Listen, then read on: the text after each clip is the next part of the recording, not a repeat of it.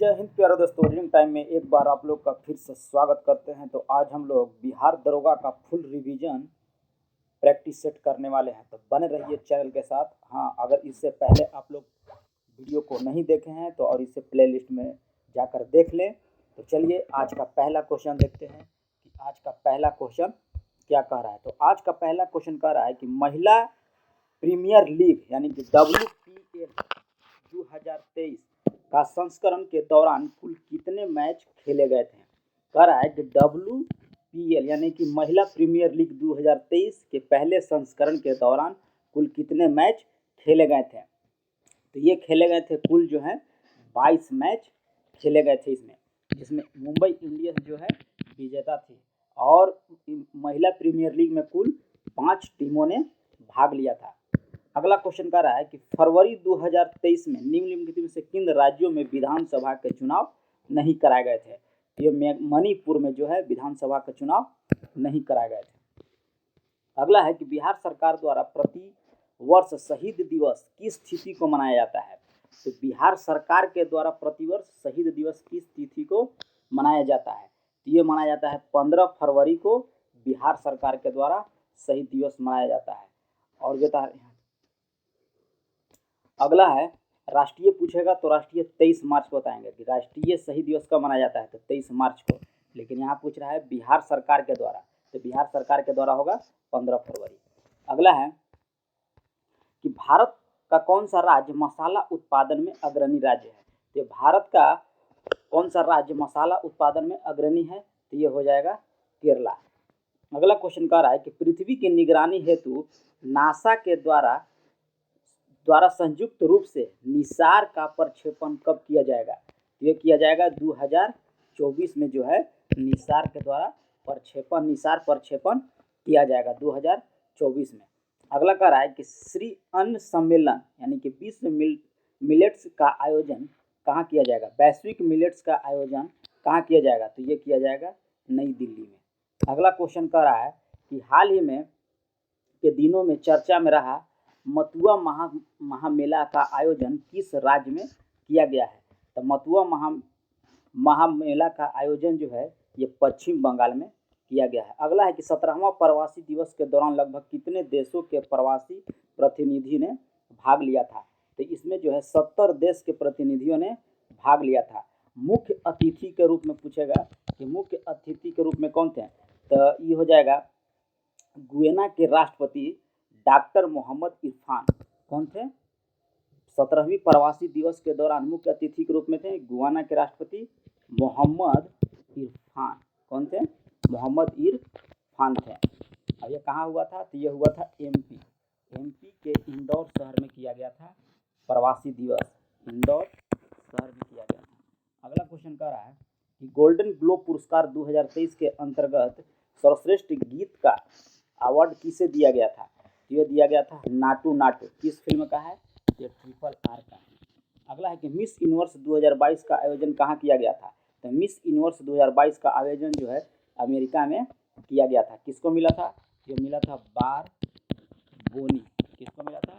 बारबोनी Gabriel को मिला था।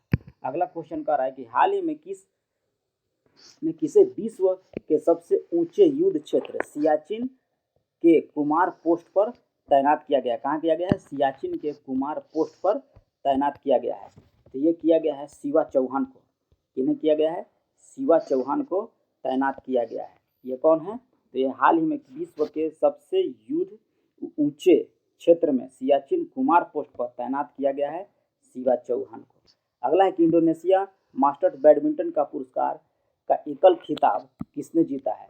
तो जीता है जोनाथन क्रिस्टी के द्वारा।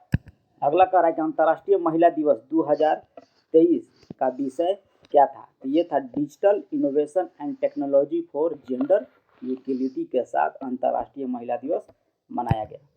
अगला है कि स्टैच्यू ऑफ बिलीफ की प्रतिमा का संबंध किससे है। तो ये भगवान शिव का है। ये कहाँ है। ये राजस्थान में है। कहाँ है। राजस्थान में 112 मीटर ऊंची प्रतिमा है। अगला है कि क्वाड शिखर सम्मेलन 2023 का आयोजन कहाँ किया जाएगा। तो क्वाड शिखर सम्मेलन 2023 का आयोजन जो है ये किया जाएगा ऑस्ट्रेलिया में। अब 2022 में पूछेगा तो 2022 में हुआ था जापान में। अब ये क्वाड शिखर सम्मेलन 2023 कैवां संस्करण था? ये चौथा संस्करण था 2023 का। 2022 में 2022 में तीसरा संस्करण था जो जापान में हो गया। अगला है कि किस शहर को सर्वश्रेष्ठ हेरिटेज सिटी का पुरस्कार दिया गया है? किस सिटी को हेरिटेज सिटी का पुरस्कार दिया गया है? ये दिया गया है अहमदाबाद को। अहमदाबाद कहाँ है? गुजरात में स्थित है। अगला क्वेश्चन कह रहा है कि एयर इंडिया ने किसके साथ अपने विलय को मंजूरी दी है? ये दी है विस्तारा के साथ। विस्तारा के साथ एयर इंडिया ने विलय की मंजूरी दी है। अगला क्वेश्चन कह रहा है कि अंडर 19 वर्ल्ड कप की मेजबानी 2024 में किस देश को दिया गया है? ये दिया गया है श्रीलंका को दिया गया है। 2026 में कहाँ होगा? तो 2026 में हो जाएगा जिम्बाब्वे और नामीबिया। जिम्बाब्वे और नामीबिया में होगा। 2026 का हो जाएगा जिम्बाब्वे और नामीबिया। और अभी 2024 का पूछ रहा है तो 2024 का हो जाएगा श्रीलंका में। 2024 का कहाँ होगा? श्रीलंका में। अगला है कि वर्ल्ड हैप्पीनेस रिपोर्ट 2023 में भारत का स्थान कौन सा है? ये हो जाएगा 126वां स्थान वर्ल्ड हैप्पीनेस में हो जाएगा। अगला है कि 32वां व्यास सम्मान 2023 किससे सम्मानित किया गया है? ये सम्मानित किया गया है ज्ञान चतुर्वेदी को। 32वां व्यास सम्मान 2023 ज्ञान चतुर्वेदी को सम्मानित किया गया। पाक जल भूमध्य को तेजी से तैरकर पार करने वाला पहले भारतीय कौन थे? ये थे सपना रमेश सेलार। अगला है 22 नंबर क्वेश्चन कि राष्ट्रीय द्रौपदी मुर्मू द्वारा किसे प्रेसिडेंट कलर का अवार्ड प्रदान किया गया है? ये प्रदान किया गया है INS द्रोणाचार्य को प्रदान किया गया है। किसे प्रदान किया गया? INS द्रोणाचार्य को प्रदान किया गया है। अगला है कि भारत की पहली व्यापारिक प्रयोगशाला स्थापित की गई है। कहाँ की गई है? ये किया गया है जयपुर में। जयपुर में जो है भारत का पहला व्यवहारिक प्रयोगशाला स्थापित किया गया है। अगला है कि मेथनॉल से चलने वाली पहली बस अनावरण नागपुर में किसके द्वारा किया गया? तो ये किया गया है नितिन गडकरी के द्वारा किया गया है। नेक्स्ट क्वेश्चन कर रहा है 25 नंबर कि हाल ही में इला भट्ट का निधन हो गया, उनका संबंध किस क्षेत्र से था? तो वो था समाज सेवा के क्षेत्र में प्रसिद्ध थे इला भट्ट। अगला है कि भारत का दूसरा सबसे बड़ा नदी बेसिन कौन सी है? तो ये हो जाएगी गोदावरी नदी बेसिन। पहला पूछेगा तो पहला हो जाएगा गंगा बेसिन। पहला हो जाएगा गंगा बेसिन, दूसरा हो जाएगा गोदावरी बेसिन। अगला है कि सर्वाधिक ऊंचाई पर स्थित दर्रा कौन सा है? तो सर्वाधिक ऊंचाई पर स्थित दर्रा जो है नाथुला दर्रा है। इसकी ऊंचाई कितनी है? 4328 मीटर। अब नाथुला दर्रा कहाँ स्थित है? तो नाथुला दर्रा जो है ये सिक्किम में स्थित है। कहाँ स्थित है? सिक्किम में स्थित है। अगला क्वेश्चन देख रहे हैं 28 नंबर, केसर मिश्रण है। तो केसर किसका मिश्रण होता है? तो केसर होता है बीज और कली का जो मिश्रण होता है उसी को केसर कहा जाता है। मिकिर की पहाड़ी कहाँ स्थित है? तो मिकिर की पहाड़ी जो है ये आसाम में स्थित है। अगला है कि वृक्ष को काटने से बचाने हेतु चिपको आंदोलन का शुभ आरंभ कब किया गया था? तो चिपको आंदोलन जो है 1973 ईस्वी में किया गया था। निम्नलिखित किसका संबंध पारिस्थितिकी संतुलन से नहीं है?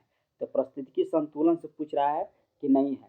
ये हो जाएगा औद्योगिक प्रबंधन जो है इसका संबंध पारिस्थितिकी से नहीं है। अगला कह रहा है 32 नंबर क्वेश्चन, कौन सा देश जो है स्थलरूढ़ देश है?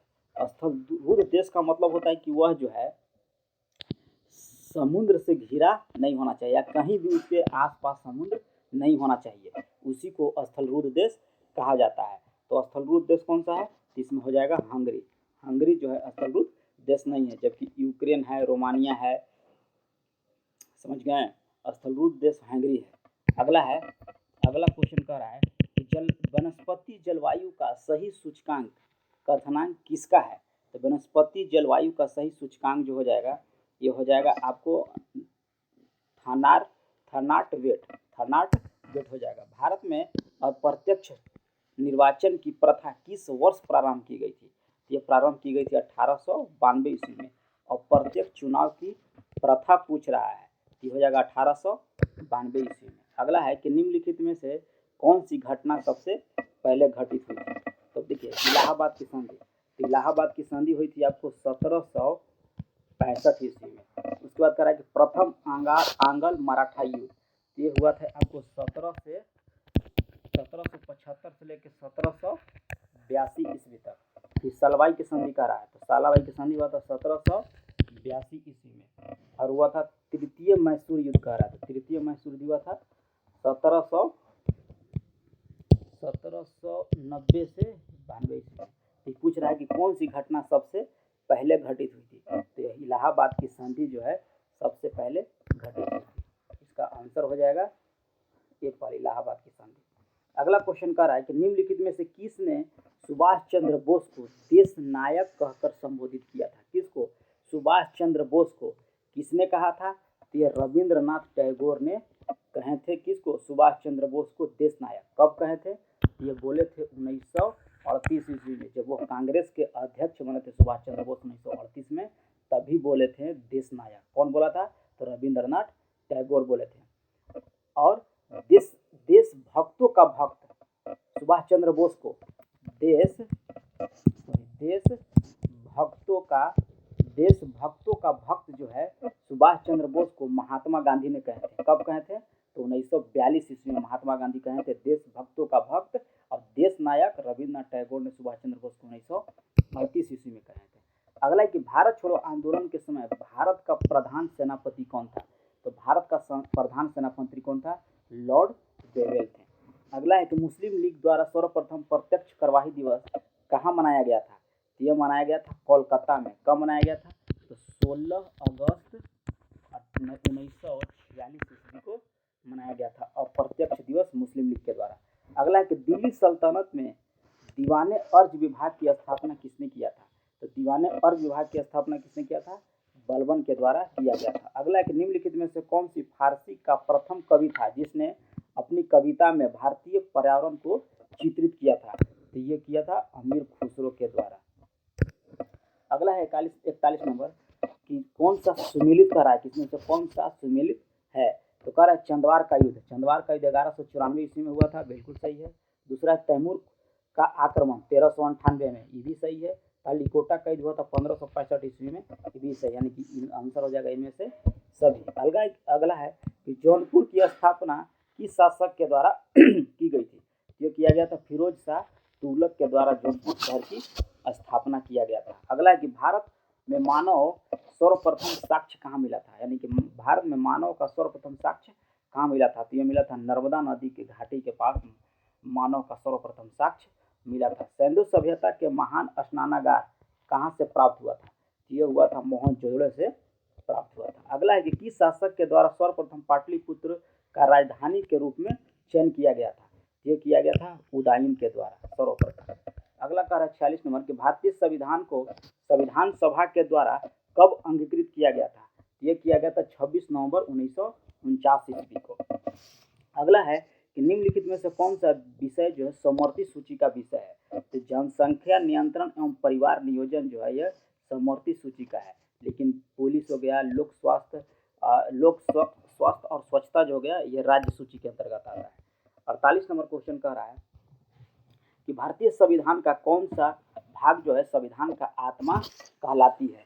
यह कहलाती है उद्देशिका। उद्देशिका जो है भारतीय संविधान की आत्मा कहलाती है उद्देशिका। और आत्मा का हृदय संवैधानिक उपचार को अधिकार को आत्मा का हृदय कहा जाता है। क्या कहा जाता है? आत्मा और हृदय जो है इसको कहा जाता है संवैधानिक उपचारों के अधिकार को। और के.एम. मुंशी ने उद्देशिका को के.एम. मुंशी जो थे वो बोले थे राजनीतिक जन्मपत्री। उद्देशिका को के.एम. मुंशी ने कहा था राजनीतिक जन्मपत्री, और संवैधानिक उपचारों के अधिकार को आत्मा और हृदय कहा जाता है। अगला क्वेश्चन कह रहा है कि भारतीय संविधान का कौन सा अनुच्छेद जो है केंद्रीय सतर्कता आयोग का वर्णन किया गया है? तो ये तो हमको ध्यान में नहीं है, लेकिन आंसर इनमें से कोई नहीं होगा। संथानम समिति के सिफारिश के आधार पर केंद्रीय सतर्कता आयोग का गठन किया गया था। किस समिति के? तो संथानम समिति के सिफारिश के आधार पर केंद्रीय सतर्कता आयोग का गठन किया गया था। अगला है कि भारतीय संसद की सबसे बड़ी समिति कौन सी है? तो ये हो जाएगी आपकी प्राक्कलन समिति जो है भारतीय संसद की सबसे बड़ी समिति है, जिसमें समितियों की संख्या यानी कि सदस्यों की संख्या कितनी होती है? 30 होती है। किसमें? प्राक्कलन समिति में। और ये इनका जो कार्यकाल होता है प्राक्कलन समिति का 1 ईयर का कार्यकाल होता है। अगला क्वेश्चन कह रहा है कि प्रत्येक राज्य में लोकसभा तथा विधानसभा के सीटों का निर्धारण परिसीमन आयोग द्वारा किया जाता है। इस परिसीमन आयोग में कब तक हस्तक्षेप नहीं किया जाएगा? तो ये किया जाएगा 2026 के द्वारा। कईवीं संविधान संशोधन पूछ देगा तो याद रखिएगा 84वीं संविधान संशोधन के द्वारा 2026 तक जो भी लोकसभा सीटों की संख्या और विधानसभा की सीटों की संख्या जो है वही रहेगा। अगला है कि संविधान के अंतर्गत उच्चतम न्यायालय से विधि के प्रश्न पर राय लेने का अधिकार किसको है? ये हो जाएगा राष्ट्रपति जो है विधि के समक्ष जो है उच्चतम न्यायालय से राय ले सकता है। किस अनुच्छेद के तहत? तो 143 के तहत वो राय ले सकता है।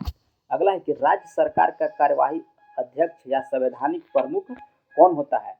तो ये होता है राज्य सरकार का राज्यपाल। राज्यपाल हो जाएगा अनुच्छेद 154 के तहत। अगला है कि सतत विकास के लिए आवश्यक है। सतत विकास के लिए आवश्यक है, क्या आवश्यक है भाई? तो जैविक विविधता का संरक्षण, प्रदूषण पर नियंत्रण और निर्धनता को घटाना, यानी कि उपर्युक्त सभी सही है।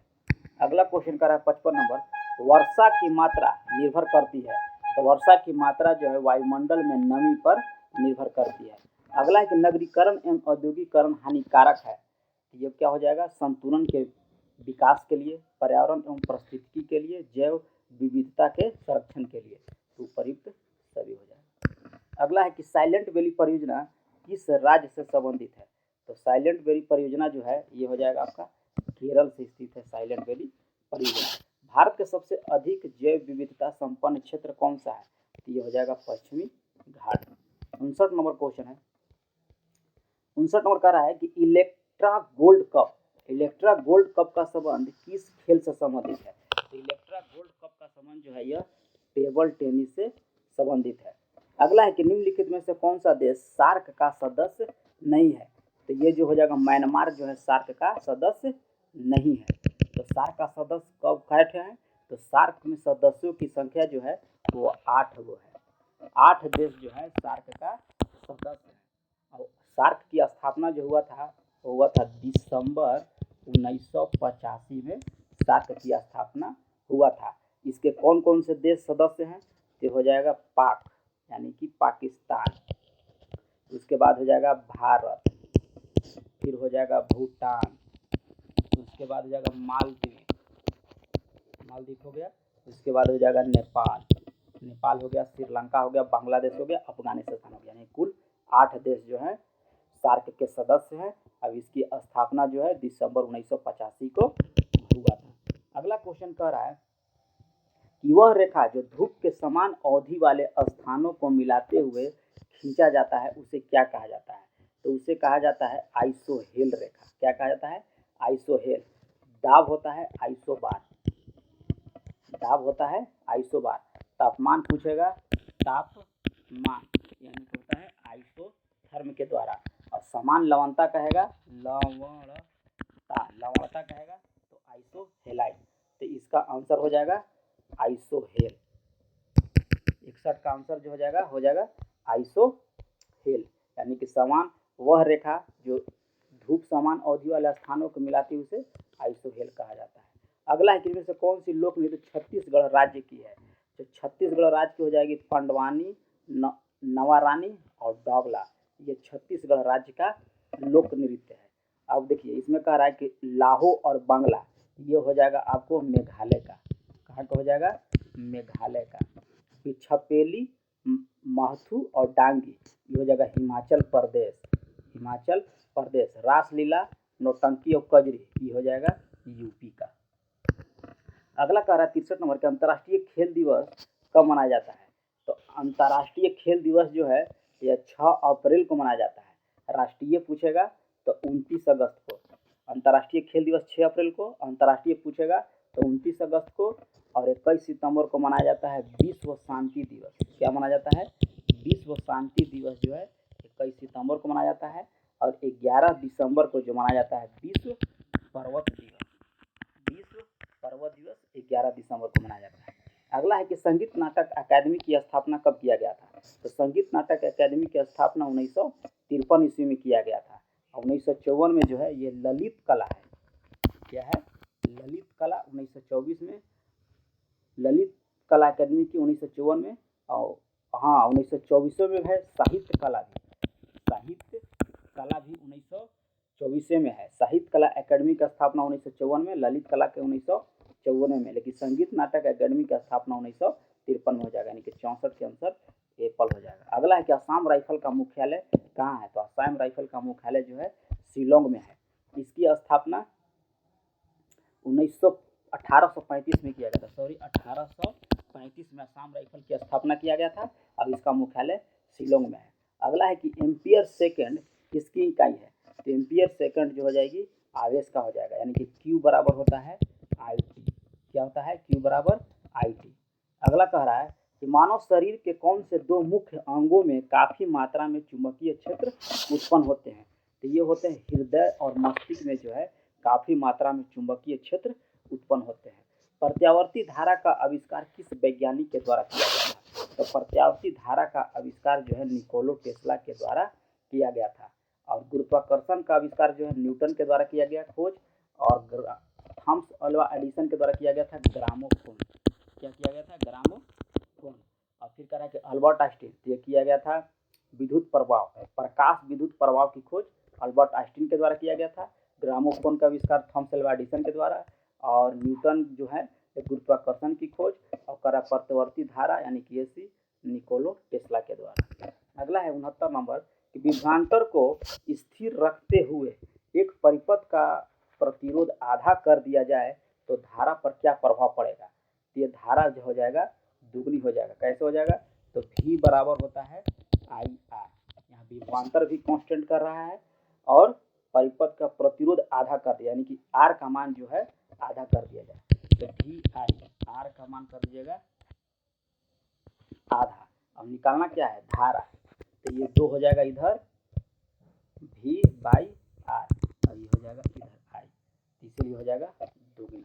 अगला है कि निम्नलिखित में किस रंग का विचलन कोण सबसे कम होता है? तो विचलन कोण जो है लाल रंग का सबसे कम होता है, और सबसे अधिक पूछेगा तो बैगनी रंग का हो जाएगा।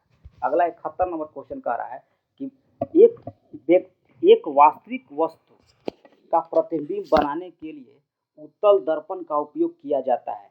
तो निम्नलिखित में से कौन सा कथन जो है गलत है? तो कह रहा है कि प्रतिबिंब वास्तविक है, ये गलत है। वह प्रतिबिंब छोटा है, ये सही होगा। प्रतिबिंब सीधा है, ये भी सही होगा। प्रतिबिंब P और F के बीच बनेगा, ये भी सही है, यानी कि आंसर हो जाएगा आपका। अगला क्वेश्चन कह रहा है कि निम्नलिखित में से आर्किमिडीज के सिद्धांत पर आधारित नहीं है। तो आर्किमिडीज के सिद्धांत पर ओडोमीटर जो है आर्किमिडीज के सिद्धांत पर आधारित नहीं है। हाइग्रोमीटर, लैक्टोमीटर और पनडुब्बी जो है आर्किमिडीज के सिद्धांत पर काम करती है, लेकिन ओडोमीटर जो है आर्किमिडीज के सिद्धांत पर काम नहीं करती है। अगला है कि रासायनिक परिवर्तन का उदाहरण क्या है? तो मक्खन का खट्टा होना रासायनिक परिवर्तन है, जबकि CO2 से सूखा बर्फ बनना भौतिक परिवर्तन, प्लेटिनम तार का गर्म होना भौतिक परिवर्तन, और लोह चुंबकीकरण ये भी हो जाएगा भौतिक परिवर्तन, लेकिन कह रहा है यहाँ रासायनिक परिवर्तन।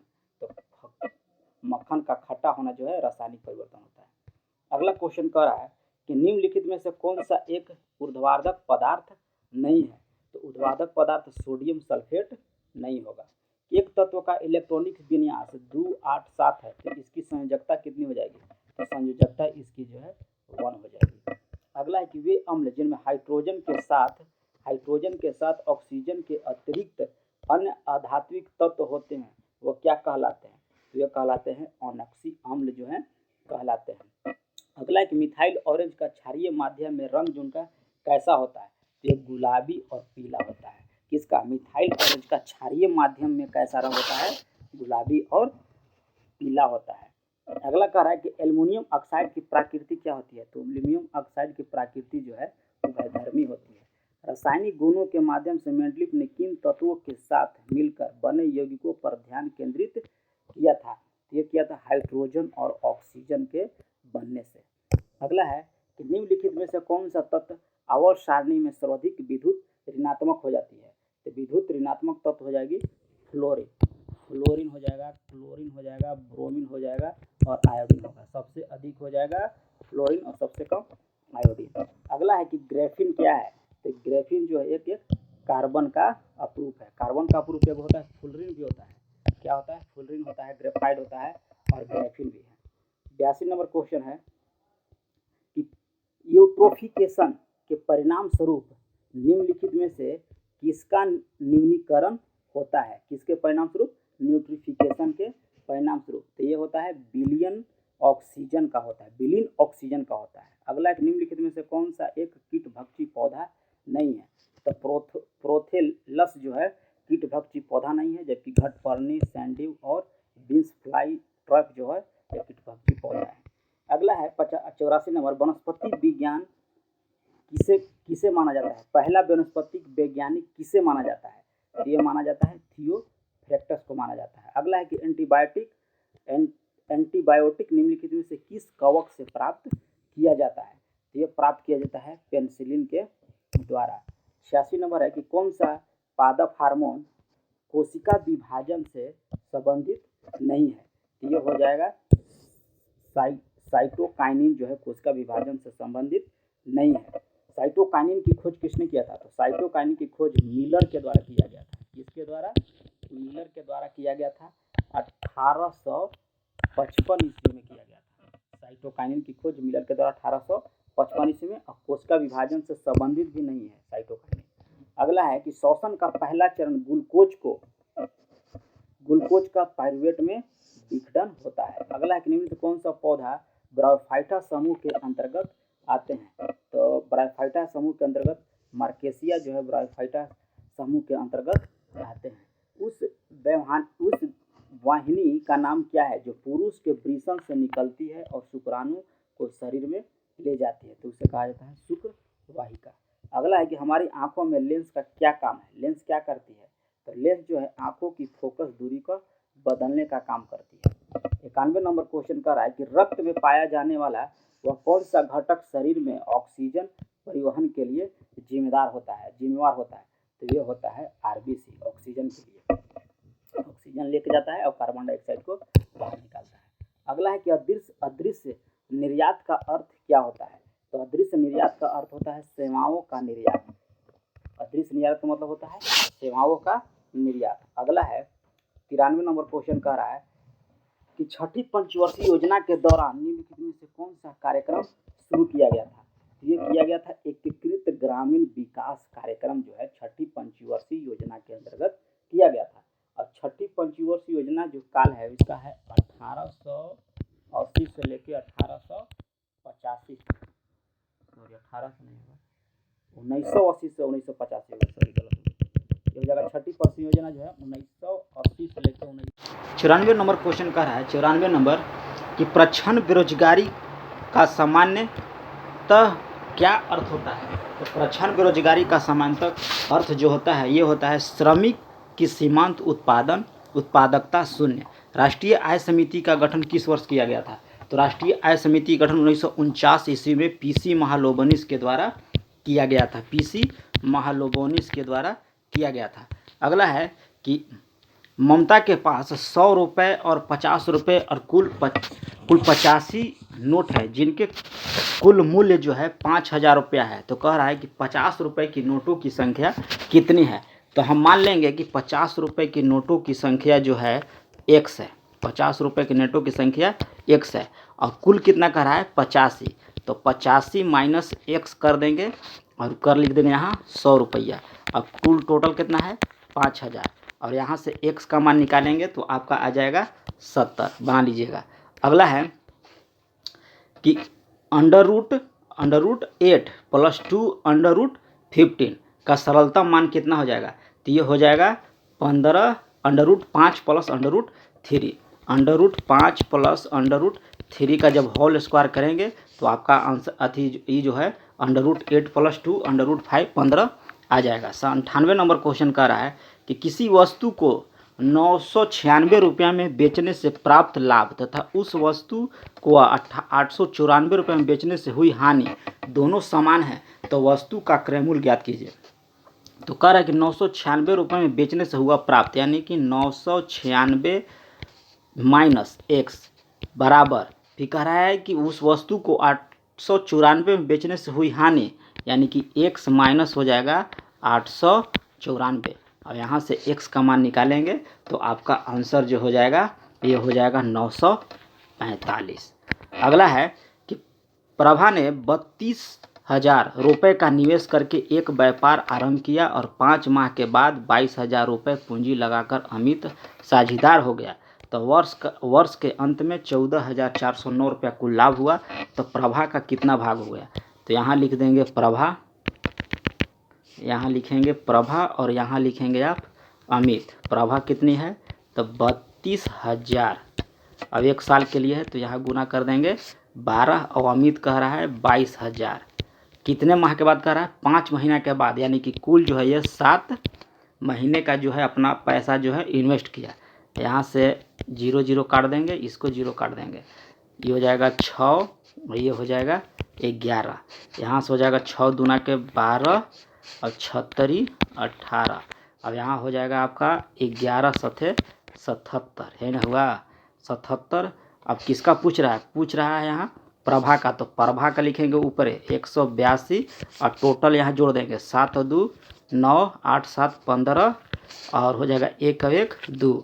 अब इतना में कर देंगे गुना 16,409 से, और काटने के बाद जो आंसर आएगा वो हो जाएगा आपका आंसर। तो इसका आंसर आपका आएगा 11,712। अगला कह रहा है कि अपनी सामान्य गति की 2/3 गति से चलने पर एक बैलगाड़ी अपने गंतव्य पर 3 घंटा देरी से पहुंचती है, तो सामान्य गति से वह यात्रा पूरी करने में कितना समय लगेगा? तो इसका ट्रिक होता है 2 गुना 3 माइनस 2, यानी कि 2 ऊपर वाला सही है और 3 माइनस नीचे वाला ऊपर वाला से घटा देंगे, अब गुना जितना समय कह रहा है 3, तो यहाँ हो जाएगा 2 और नीचे हो जाएगा 1 और यहाँ हो जाएगा 3, 3 दूना के 6, यानी कि आंसर हो जाएगा 6 घंटा। तो ये रहा है आप लोग का 100 क्वेश्चन। कैसा लगा कमेंट में लिख के ज़रूर बताइएगा। हाँ, और इससे पहले जो वीडियो नहीं देखे हैं वो प्लेलिस्ट में जाकर देख लीजिए। और इसी तरह से आपका दरोगा का सेट जो है डेली मिलता रहेगा। अगर चैनल पर पहली बार है तो चैनल को सब्सक्राइब कर लीजिए, बेल घंटी को दबा लीजिए। मिलते हैं नेक्स्ट वीडियो के लिए, तब तक के लिए धन्यवाद।